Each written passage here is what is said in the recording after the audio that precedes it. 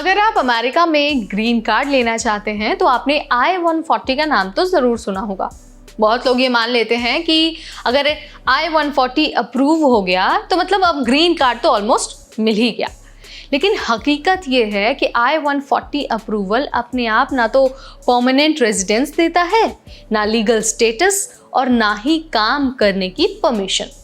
तो आज मैं आपको साफ साफ बताऊंगी कि I-140 अप्रूवल का असली मतलब क्या है, ये कितना इंपॉर्टेंट है और इसका मतलब क्या नहीं है।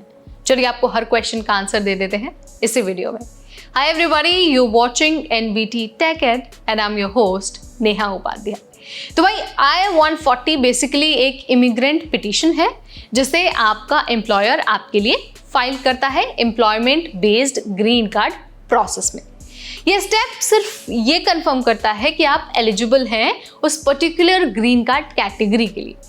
आसान शब्दों में अगर मैं कहूँ तो USCIS मान लेता है कि आप क्वालिफाइड हैं, लेकिन इससे आपको तुरंत ग्रीन कार्ड या फिर काम करने का जो राइट है, जो अधिकार है ना, वो नहीं मिलता है। अब सबसे बड़ा जो मिसकंसेप्शन है ना, उसको मैं यहाँ पर क्लियर कर देती हूँ।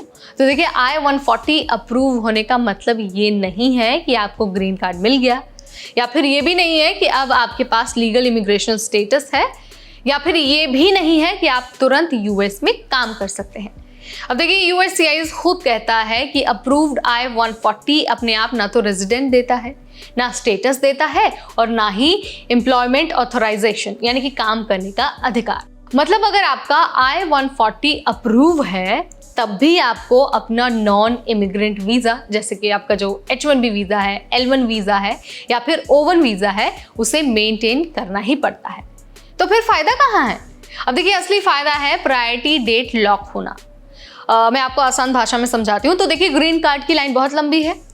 I-140 अप्रूवल के बाद आपको उस लाइन में अपनी एक पोजीशन मिल जाती है, मतलब ये श्योर हो जाता है कि भाई आप उस लाइन में खड़े हैं। एम्प्लॉयमेंट बेस्ड केसेस में प्रायोरिटी डेट फिक्स होती है, या तो जब लेबर सर्टिफिकेशन फाइल हुआ हो या फिर जब USCIS को आपका I-140 मिल गया हो। जब आपकी प्रायोरिटी डेट करेंट हो जाती है, यानी कि वीज़ा बुलेटिन में आपका नंबर आ जाता है, तभी आप अगले स्टेप्स ले सकते हैं।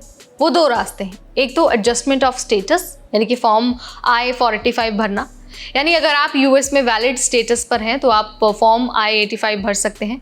इसके अलावा दूसरा प्रोसेस है कॉन्सुलर प्रोसेसिंग। अब देखिए, अगर आप बाहर हैं तो एम्बेसी के थ्रू आपको प्रोसेस कराना होगा, ये दूसरा ऑप्शन आपके पास मौजूद है। इसके अलावा कुछ और ज़रूरी बातें ऐसी हैं जो आपको जानना बहुत ज़रूरी है। I-140 अप्रूवल परमानेंट नहीं होता है, मार्क करके रख लीजिए। इसके अलावा अगर एम्प्लॉयर जॉब विड्रॉ कर लेता है या फिर फ्रॉड निकल जाता है तो USCIS I-140 को भी रिवोक कर सकता है।